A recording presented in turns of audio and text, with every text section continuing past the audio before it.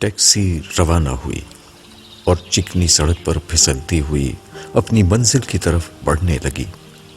گاڑی کے اندر خاموشی چھائی ہوئی تھی۔ عبداللہ غور سے ارد گرد کے مناظر دیکھ رہا تھا۔ اس کی آنکھوں میں تجسس تھا۔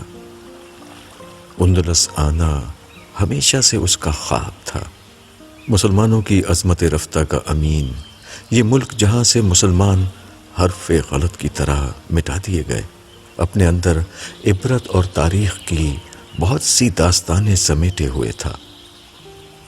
سب سے بڑی عبرت جو عبداللہ کو نظر آئی وہ یہ تھی کہ وہ ملک جہاں 800 برس تک مسلمانوں نے حکومت کی، جہاں کے مسلمانوں نے یورپ کے اندھیروں کو علم کی روشنی سے روشناس کرایا، آج وہاں اسلام کی ایک رمق اور مسلمانوں کے ماضی کی کوئی جھلک باقی نہ تھی، سوائے ان چند آثار کے جو مسلمانوں نے اپنے عروج کے زمانے میں یہاں چھوڑے تھے۔ وہ اپنے غور و فکر میں یہ بات بھولا ہوا تھا کہ ٹیکسی کی پچھلی نشست پر اس کے ساتھ داؤد بھی بیٹھا ہوا ہے۔ صبح کے سیشن کے بعد عبداللہ فارغ ہو کر لابی میں آ گیا جہاں اسے داؤد مل گیا تھا۔ پھر ایک ٹیکسی لے کر وہ الحمرا کی سمت چل پڑے۔ داؤد عبداللہ کا انہماک دیکھ کر خاموش تھا۔ آخرکار عبداللہ نے اس سے خود ہی سوال کیا، اسپین میں اب کتنے مسلمان ہیں؟ تقریباً 10 لاکھ کے قریب ہیں۔ 10 لاکھ؟ عبداللہ کے لہجے میں حیرت تھی۔ ہاں، مگر یہ زیادہ تر باہر سے بطور مہاجر آنے والے مسلمان ہیں، کچھ نو مسلم بھی ہیں۔ اسلام نے یہاں دوبارہ جنم لیا ہے۔ ہاں، ہم پیدائشی مسلمان اسلام کے قدردان نہیں، مگر غیر مسلموں میں سے کتنے لوگ ہیں جن کی پیاس سوائے اسلام کی فطری تعلیمات کے کوئی نہیں بجھا سکتا۔ ویسے آپ کا تعلق اسپین سے تو نہیں لگتا؟ عبداللہ کا اشارہ داؤد کی گوری رنگت کی طرف تھا، جو صدیوں تک عرب خون کی آمیزش سے گندمی ہو جانے والی اسپینی رنگت سے کافی مختلف تھی۔ میرا تعلق اسپین سے نہیں ہے، میں برطانوی شہری ہوں۔ میرے آباء و اجداد کا تعلق اسپین سے تھا، خاص اسی جگہ یعنی غرناطہ سے۔ جب شاہ فرنینڈس اور ملکہ ایزابیلا کی مشترکہ فوجوں نے غرناطہ کے آخری امیر عبداللہ کو شکست دی اور غیر مسیحی لوگوں پر ظلم و ستم، ان کے قتل عام، بالجبر ان کا مذہب تبدیل کرانے اور ان کو دیس نکالا دینے کا عمل شروع ہوا، تو مسلمانوں کے ساتھ یہود بھی زد میں آ گئے۔ میرے آباء و اجداد بھی جان اور مذہب بچا کر یہاں سے بمشکل فرار ہوئے۔ اچھا، عبداللہ نے جو خود بھی تاریخ پر گہری نظر رکھتا تھا سر ہلاتے ہوئے کہا۔ داؤد بولتا رہا۔ اس زمانے کے مشہور امیر البحر خیر الدین باربروسا نے ان کی جان بچائی تھی۔ امیر البحر نے جو عثمانی سلطنت کے عظیم سلطان سلیمان علی شان کے بحری بیڑے کے سردار تھے، انہوں نے اندلس سے جان بچا کر نکلنے والے لوگوں کی بہت مدد کی تھی۔ میرے آباء و اجداد بھی مسلمانوں کے ایک گروہ کے ساتھ ان کی مدد سے قسطنطنیہ پہنچے تھے، پھر کئی صدیوں بعد وہاں سے برطانیہ چلے گئے، جبکہ میرے خاندان کے کئی لوگ اب یروشلم میں رہتے ہیں۔ بہت خوب، آپ کو تو اپنے آباء و اجداد کی پوری تاریخ ازبر ہے؟ عبداللہ نے ہنستے ہوئے تبصرہ کیا۔ ہاں، یہودیوں کو اپنی تاریخ دنیا کی کسی بھی دوسری قوم سے زیادہ یاد رہتی ہے، اسی نے ان کو آج کے دن تک زندہ رکھا ہوا ہے۔ نہیں، یہودیوں کو اللہ تعالیٰ نے زندہ رکھا ہوا ہے، اس لیے نہیں کہ ان کو اپنی تاریخ یاد ہے، بلکہ اس لیے کہ وہ اپنی تاریخ بھول چکے ہیں۔ جس روز ان کو اپنی تاریخ یاد آ گئی، یہودی دنیا سے ختم ہو جائیں گے۔ میں آپ کا مطلب نہیں سمجھا۔ داؤد کے چہرے پر سوالیہ نشان تھا۔ شاید یہ بات اتنی آسانی سے سمجھائی نہیں جا سکتی، اس لیے سر دست اسے جانے دیجیے۔ یہ فرمائیے کہ آپ یہاں غرناطہ کیسے تشریف لائے؟ عبداللہ نے بات کا رخ ایک دوسری طرف موڑ دیا۔ دراصل مغربی کلچر میں سیاحت اب زندگی کا لازمی جزو ہے۔ ہفتے میں 5 دن اور سال میں 11 مہینے ہم ڈٹ کر کام کرتے ہیں۔ مغرب نے زراعتی دور کے خاندانی نظام کو تو عرصہ ہوا خیر بات کہہ دیا ہے، اس لیے کسی رشتہ دار سے ملنا تو ہوتا نہیں۔ چنانچہ چھٹیوں کا سب سے اچھا مصرف یہی ہے کہ ہم کہیں نہ کہیں گھومنے نکل جاتے ہیں۔ آپ نے درست کہا، مغرب نے ٹورزم کو واقعی بہت ترقی دے دی ہے۔ ہر جگہ اتنی سہولیات ہیں کہ کچھ حد نہیں۔ عربی کا مقولہ ہے کہ سفر کرنا جہنم میں جانے کے مترادف ہے، مگر مغرب نے ہر پہلو سے سفر کو اتنا باسہولت بلکہ پرتعیش بنا دیا ہے کہ اب یہ ایک مکمل تفریح میں تبدیل ہو گیا ہے۔ میں تو اکثر یہ سوچتا ہوں کہ مغرب کا انسانیت پر سب سے بڑا احسان یہ ہے کہ اس نے آنے والی آخرت کی دنیا اور اس کی نعمتوں کا بھرپور تعارف ہم سے کرا دیا ہے۔ آج انسانی تاریخ میں یہ پہلی دفعہ ممکن ہوا ہے کہ ایک عام آدمی آنے والی اس جنت کا تصور کر سکے جو اللہ تعالیٰ اپنے بندوں کے لیے تیار کر رہے ہیں۔ جی آپ درست کہتے ہیں، داؤد نے اس کی تائید کی۔ عبداللہ نے سلسلہ کلام جاری رکھا۔ آج ہم اپنی مرضی سے موسم کنٹرول کرتے ہیں۔ سخت سردی میں ہیٹر اور گیزر جیسی نعمتوں نے جاڑے کی اذیت کو راحت میں اور ایئر کنڈیشن نے گرمی کی مشقت کو خوشگوار ٹھنڈک میں بدل دیا ہے۔ ہزاروں میل کا اذیت ناک سفر چند گھنٹوں کا آسان راستہ بن چکا ہے۔ دنیا کے ایک بر اعظم میں بیٹھ کر دوسرے بر اعظم میں موجود شخص سے رابطہ کرنا چٹکی بجانے جیسا کام ہو چکا ہے۔ ان جیسی ان گنت چیزوں نے جنت کا ابتدائی تعارف کرا دیا ہے۔ جنت اسی زندگی کی کامل ترین شکل ہوگی۔ عبداللہ دور جدید کی ان نعمتوں کو گنوا رہا تھا جس سے استفادہ تو سب لوگ کرتے ہیں، مگر شکر کرنے کے بجائے غفلت میں رہتے ہیں۔ مگر پھر بھی آج کا انسان خوش نہیں۔ اس کی بات پر داؤد نے پرتاسف لہجے میں انسانیت کا ایک المیہ بیان کر دیا۔ ہاں، وہ اس لیے خوش نہیں کہ انسان نے اس دنیا ہی کو منزل بنا لیا ہے، جنت کو مقصد زندگی کے طور پر فراموش کر دیا ہے۔ انسان اسی دنیا کو اپنی جنت بنانے کی جد و جہد میں لگ گیا ہے۔ یہاں جنت نہیں بن سکتی، اس لیے آخر میں مایوسی کے سوا کچھ ہاتھ نہیں آتا۔ عبداللہ نے بات ختم کی تو ایک لمحے کے لیے گاڑی میں خاموشی چھا گئی۔ عبداللہ نے کچھ دیر بعد اس خاموشی کو ایک سوال سے توڑا۔ غرناطہ اور اسپین آنے کی وجہ یہی ہے کہ آپ کے آباء و اجداد کا تعلق یہاں سے تھا؟ ہاں، یہ سبب بھی ہے، لیکن زیادہ بڑا سبب یہ ہے کہ اسپین کی تاریخی مقامات کلچر کے لحاظ سے بہت اہم ہیں۔ الحمرا جہاں ہم جا رہے ہیں دنیا کا ایک اہم ترین تاریخی ورثہ ہے۔ اقوام متحدہ نے اس کو اہمیت کے لحاظ سے عالمی ثقافتی ورثے کی پہلی کیٹیگری میں شامل کر رکھا ہے۔ تو آپ اسے پہلی دفعہ دیکھنے جا رہے ہیں؟ نہیں، میں تو کئی دن سے یہاں مقیم ہوں اور الحمرا دیکھ چکا ہوں۔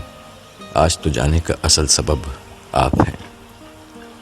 ویسے میں بھی ایک دفعہ تو الحمرا ہو کر آ چکا ہوں، مگر یہ صرف ایک دفعہ دیکھنے والی جگہ نہیں ہے، اس لیے سوچا تھا کہ آج جانے سے قبل ایک دفعہ اور دیکھ لوں۔ مگر معاف کیجیے گا کہ میری وجہ سے آپ کو دوبارہ جانا پڑ رہا ہے، آپ کو زحمت ہوئی۔ نہیں، ایسا بالکل نہیں ہے۔ جیسا کہ میں نے آپ کو بتایا تھا کہ میں خود ایک آرکیولوجسٹ ہوں۔ قدیم آثار سے مجھے عشق ہے، اس لیے مجھے کوئی زحمت نہیں ہوئی، بلکہ خوشی ہو رہی ہے کہ ایک مسلمان اسکالر کے ساتھ کچھ وقت ایک تاریخی جگہ پر گزرے گا۔ شاید اس جگہ کوئی نیا پہلو سامنے آ جائے۔ چلیے یہ تو اچھی بات ہے، مگر ابھی تک آپ نے یہ نہیں فرمایا کہ آپ مجھ سے ملاقات کے خواہش مند کیوں تھے، بلکہ میں تو یہ بھی جاننا چاہوں گا کہ آپ نے اسلام کس طرح قبول کیا۔ میرا قبول اسلام تو ایک لمبی کہانی ہے۔ ہاں، آپ سے مل کر میں کچھ پوچھنا چاہتا تھا۔ دراصل میں آپ ہی کے ہوٹل میں ٹھہرا ہوا تھا۔ اتفاق سے لابی کے نوٹس بورڈ پر اس کانفرنس کی تفصیل پڑھی۔ مجھے مذہب سے کوئی زیادہ دلچسپی کبھی نہیں رہی، لیکن تبدیلی مذہب کے عمل سے گزرنے کے بعد اب یہ میری دلچسپی کا موضوع ہے۔ وہاں داخلہ عام تھا اور میں فارغ تھا، لہذا سوچا کہ دیکھ لوں کیا ہو رہا ہے۔ اتفاق سے میں وہاں پہنچا تو آپ کی تقریر سننے کا موقع ملا۔ آپ نے اسلام کا تعارف بہت اچھے طریقے سے کرایا اور بہت سی غلط فہمیوں کا ازالہ کیا، مگر میرے کچھ ذاتی سوال تھے جن کا جواب آپ کی تقریر میں نہیں تھا۔ چنانچہ میں نے سوچا کہ مجھے آپ سے بات کرنی چاہیے۔ فرمائیے، کیا سوال ہے آپ کے ذہن میں؟ ٹیکسی ایک بلند ہوتی ہوئی سڑک پر مختلف موڑ کاٹتی ہوئی اپنی منزل کے قریب پہنچ رہی تھی۔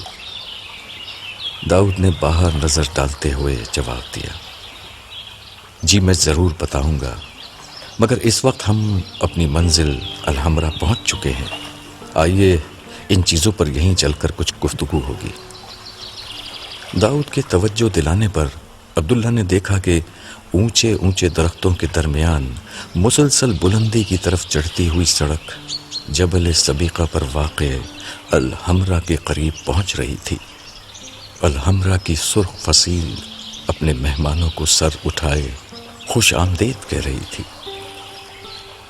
سیرانوڈا پہاڑ کے پس منظر میں جبل سبیقہ پر تعمیر شدہ الحمرا صدیوں سے حالات کے ستم کا مقابلہ کر رہا تھا۔ اس کی خوبصورتی کو اگرچہ گہن لگ چکا تھا، مگر آج بھی اس کا جمال اور کمال دنیا بھر سے لاکھوں سیاحوں اور مداحوں کو اپنی دید کی دعوت دیتا تھا۔ ایسے ہی دو مداح اس کی جانب کھینچے چلے آ رہے تھے۔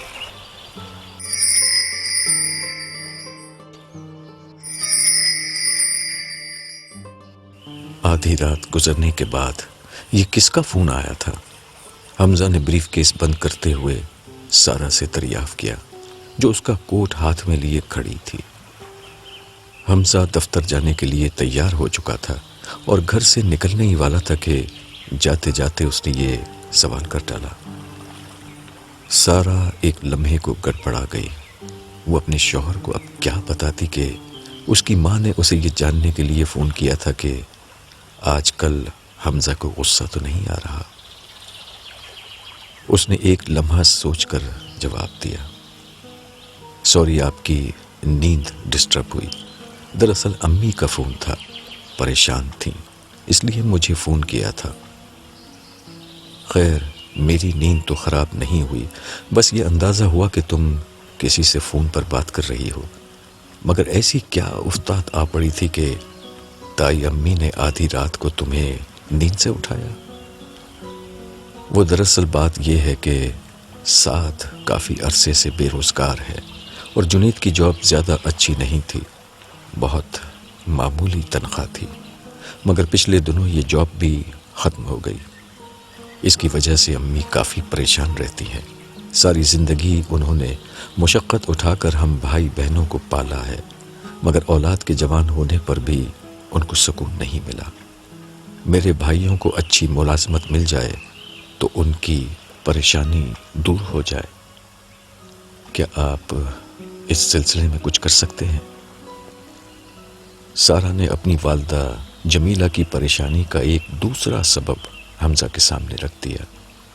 وہ پہلے بھی دبے لفظوں میں ایک دو دفعہ یہ بات کہہ چکی تھی، مگر اب موقع غنیمت جان کر اس نے اپنی ماں کی وہ پریشانی شوہر کے سامنے رکھ دی جو قابل بیان تھی۔ ارے بھائی، آج کل جاب ملنا آسان تھوڑا ہی ہے، وہ بھی ایسے لوگوں کو جن کی تعلیم بس واجبی سی ہو۔ پھر تمہارے دونوں بھائیوں میں آگے بڑھنے کا جذبہ بالکل نہیں ہے، دونوں ملا کی دوڑ مسجد تک کی تصویر بنے رہتے ہیں۔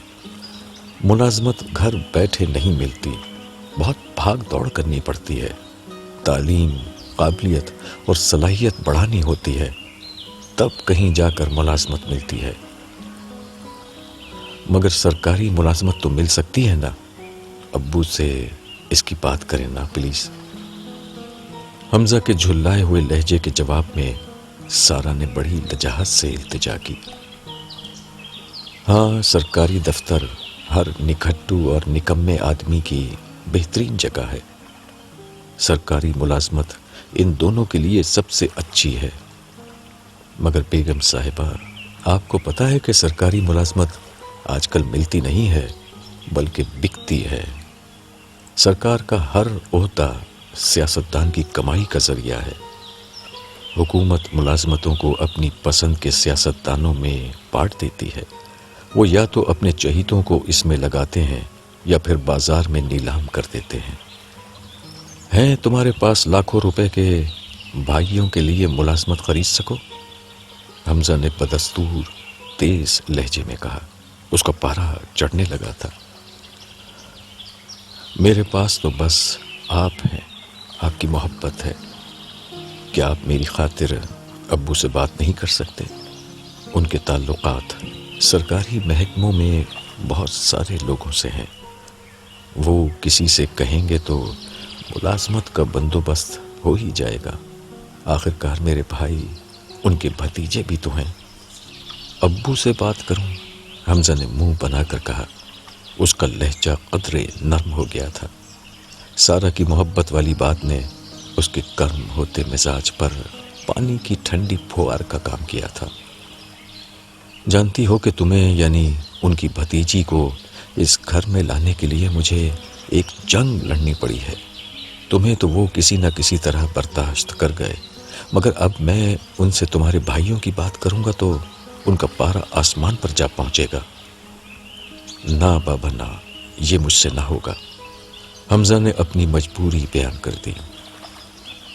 چلیں جیسے آپ کی مرضی، سارا نے یہ کہا، مگر اس کی آواز روحان سی ہو رہی تھی۔ اس نے سر جھکا کر وہ کوٹ حمزہ کی طرف بڑھا دیا جو بہت دیر سے وہ ہاتھوں میں لیے کھڑی تھی۔ حمزہ نے کوٹ پہنتے ہوئے خاموش کھڑی سارا کو غور سے دیکھا۔ اس کی بڑی بڑی سیاہ آنکھیں حمزہ کو بہت اچھی لگتی تھیں۔ ان آنکھوں میں اس وقت آنسوؤں کے قطرے جھلملا رہے تھے۔ اسے اپنی بیوی سے بہت محبت تھی، وہ کوئی غلط مطالبہ نہیں کر رہی تھی۔ اس نے اپنے خاندان کی مجبوری اور ضرورت بیان کی تھی۔ حمزہ نے کوٹ پہنا اور نرمی سے اس کے کندھے پر ہاتھ رکھ کر کہا، اچھا تم اداس مت ہو، میں ابو سے بات کروں گا۔ سارا کا چہرہ کھل اٹھا۔ حمزہ نے بریف کیس اٹھایا اور کمرے سے باہر نکل گیا۔ نئے ماڈل کی لگژری گاڑی وسیع و عریض بنگلے سے نکلی۔ سیکیورٹی گارڈ نے دروازہ بند کیا اور گاڑی آگے بڑھتی چلی گئی۔ گاڑی کی پچھلی نشست پر حمزہ اپنے والد شفقت کے ہمراہ دراز تھا۔ گاڑی ڈرائیور چلا رہا تھا۔ تیزی سے دوڑتی گاڑی کے اندر باہر کا شور معدوم تھا، صرف تیزی سے ٹھنڈی ہوا پھینکتے ہوئے ایئر کنڈیشنر کی آواز تھی یا پھر ایئر فریشنر کی وہ خوشبو جس نے گاڑی کی اندرونی فضا کو معطر کر رکھا تھا۔ ڈرائیور کے ساتھ اگلی نشست پر سیکیورٹی گارڈ اپنی بندوق لیے مستعد بیٹھا تھا۔ یہ سیکیورٹی گارڈ جاگتے رہو ہم پر نہ رہو کہ اس نعرے کا عملی اظہار تھا جو ملک کی حکمران کلاس نے اپنے طرز حکمرانی سے لوگوں کو دے رکھا تھا۔ دنیا بھر میں حکومتیں تین کام کرنا اپنی بنیادی ذمہ داری سمجھتی ہیں: ایک، مفت معیاری بنیادی تعلیم، دوسرے علاج معالجے کی مفت سہولیات، اور تیسرے امن و امان کا قیام، عوام کی جان، مال و آبرو کا تحفظ اور معاش کی فراہمی۔ اس ملک کی سیاسی لیڈرشپ نے 3 دوسرے کام اپنے لیے پسند کیے ہیں۔ ایک، اقتدار سے کس طرح چمٹے رہنا ہے، دوسرے، اقتدار میں رہ کر پیسہ کس طرح کمانا ہے، تیسرے، اس پیسے کو ملک سے باہر کس طرح محفوظ طریقے سے انویسٹ کرنا ہے۔ ظاہر ہے کہ یہ آخری 3 کام اگر ترجیح پر ہوں تو پہلے 3 کام نہیں کیے جا سکتے۔ قوم کا یہی مرثیہ یہ سیکیورٹی گارڈ اپنی خاموش زبان میں پڑھ رہا تھا۔ گاڑی میں کچھ دیر خاموشی طاری رہی، پھر شفقت نے حمزہ سے کہا، بیٹا شام میں میری کچھ اہم لوگوں کے ساتھ میٹنگ ہے، وہ جو ہائی وے کی سڑک والا ٹھیکہ تھا اس کی فائنل بات کرنی ہے۔ معاملہ کہاں تک پہنچا؟ حمزہ نے دریافت کیا۔ ان لوگوں نے منہ بہت پھاڑ لیا ہے۔ پہلے کروڑوں کے ٹھیکوں میں لاکھوں دیے جاتے تھے، مگر اب تو حال یہ ہے کہ کروڑوں کے ٹھیکے میں کروڑوں ہی مانگتے ہیں۔ کہتے ہیں کہ اب اوپر سے نیچے تک ہر شخص براہ راست حصے دار ہوتا ہے۔ جانے دیجیے ابو، اس ملک میں جینے کا یہی طریقہ ہے۔ ہم کو تو پھر بھی کئی کروڑ بچ جائیں گے۔ ہم نے کون سا متعین معیار کے مطابق کام کرنا ہے؟ حمزہ نے آگے بیٹھے لوگوں کا خیال کر کے یہ جملہ انگریزی میں ادا کیا تھا، مگر یہ سن کر شفقت صاحب بھڑک اٹھے۔ یہ کیا بات کر رہے ہو تم؟ ہم کام کرتے ہیں، محنت کرتے ہیں، یہ لوگ تو صرف قلم ہلانے اور اختیار استعمال کرنے کے کروڑوں لے لیتے ہیں۔ ابو کیا کریں؟ اس ملک کی سیاسی ایلیٹ جاگیردار ہے۔ جاگیردار خود کچھ نہیں کرتا، اس کے مزارع فصل اگاتے ہیں اور وہ گھر بیٹھے ایک حصہ لے لیتا ہے۔ یہی لوگ جب منتخب ہو کر اقتدار میں آتے ہیں تو حکومت بھی اسی طریقے سے چلاتے ہیں۔ ہاں کیا کریں، جیسی روح ویسے فرشتے۔ جب دودھ زہریلا ہو تو مکھن بھی ویسا ہی نکلے گا۔ جب عوام ہی ایسے ہیں اور خوشی خوشی ایسے لوگوں کو منتخب کرتے ہیں تو پھر یہی ہوگا۔ آپ کی بات ٹھیک ہے، یہاں کے عوام بھی کوئی دودھ کے دھلے نہیں، مگر آپ کی یہ بات ٹھیک نہیں کہ وہ ان لوگوں کو خوشی خوشی منتخب کرتے ہیں۔ عوام اگر کبھی اپنی تقدیر بدلنا چاہیں بھی تو یہ لوگ نہیں بدلنے دیں گے۔ دنیا نے بائیو میٹرک سسٹم لا کر دھاندلی کا راستہ ہمیشہ کے لیے بند کر دیا، مگر میری بات آپ لکھ لیں، یہ حکمران ایلیٹ کلاس کبھی اس ملک میں اسکینر کے ذریعے سے ووٹنگ اور بائیو میٹرک سسٹم نہیں آنے دیں گے۔ یہ ان کے لیے خودکشی کے مترادف ہوگا۔ بائیو میٹرک سسٹم سے کیا فرق پڑے گا؟ اس سے ہر قسم کی دھاندلی کا راستہ رک جائے گا۔ اس کے بعد ہر شخص بیلٹ پیپر پر انگوٹھے کا نشان لگانے کے بجائے اسکینر پر انگوٹھے کا نشان لگا کر ووٹ ڈالے گا۔ اگر یہ نشان اس کے شناختی کارڈ کے مطابق ہے تو ہی اس کا ووٹ ڈلے گا، جس کے بعد کوئی شخص نہ کسی دوسرے کی جگہ ووٹ ڈال سکے گا، نہ کسی شخص کے لیے ایک سے زیادہ ووٹ ڈالنا ممکن ہوگا، نہ جعلی ٹھپے لگیں گے، نہ طاقتور لوگ زبردستی منتخب ہوں گے۔ اس کے بعد عوام اس قابل ہو جائیں گے کہ وہ جس کو چاہیں اپنی مرضی سے اقتدار میں لائیں اور جس کو چاہیں اقتدار سے ہٹا دیں۔ یوں حکمرانوں کو خوف ہوگا کہ انہوں نے کام نہیں کیا تو اگلے الیکشن میں ہار جائیں گے۔ ابھی تو یہ لوگ طاقت اور پیسے کے بل بوتے پر بار بار منتخب ہوتے چلے جاتے ہیں۔ ہاں پھر تو یہ ان کی خودکشی ہوگی، اور یہ لوگ یہ خودکشی کبھی نہیں کریں گے۔ یہ لوگ انتخابی اصلاحات کے نام پر ایک لالی پاپ لوگوں کو پکڑا دیں گے اور کچھ نہیں ہوگا۔ ہمیں ایسے ہی جینا ہوگا۔ شاید آپ ٹھیک کہہ رہے ہیں۔ حمزہ ایک لمحے کو رکا اور جھجکتے ہوئے کہا، ابو مجھے ایک ضروری بات کرنی تھی آپ سے۔ وہ دراصل سارا آج کافی پریشان تھی۔ دراصل پریشانی تو تائی امی کی تھی۔ جنید اور سعد کی جاب کا مسئلہ ہے۔ اگر آپ اسمبلی کے کسی ممبر، کسی سرکاری افسر سے بات کر لیں تو ان کے لیے کچھ ہو سکتا ہے۔ تمہارا دماغ خراب ہوا ہے۔ مجھے اور کوئی کام نہیں کہ ان نکھٹو لڑکوں کی ملازمت کی بات کرتا پھروں۔ پہلے تمہاری وجہ سے ہمیں سارا کے معاملے میں ہاں کہنی پڑی ہے۔ تمہاری ماں نے نہ جانے کتنے بڑے خاندانوں کی لڑکیاں دیکھ رکھی تھیں، مگر تمہارے سر پر سارا کا بھوت سوار ہو گیا۔ میرا بھی دل پسیج گیا کہ چلو بھتیجی ہے، مگر اب تمہاری بات سن کر لگتا ہے کہ تمہاری ماں کا کہنا درست تھا۔ وہ اپنے ساتھ اپنے خاندان کے سارے مسائل اس گھر میں لے کر آئی ہے۔ شفقت ناراضی کے عالم میں بول رہے تھے، اور ادھر ڈرائیور اور گارڈ کی موجودگی کا خیال کر کے حمزہ کا یہ عالم تھا کہ کاٹو تو بدن میں لہو نہیں۔ اس نے باپ سے انگریزی میں کہا، ابو آپ کو بات نہیں کرنا تو نہ کریں، ان لوگوں کے سامنے پلیز خاموش ہو جائیں۔ گاڑی میں ایک دفعہ پھر خاموشی چھا گئی۔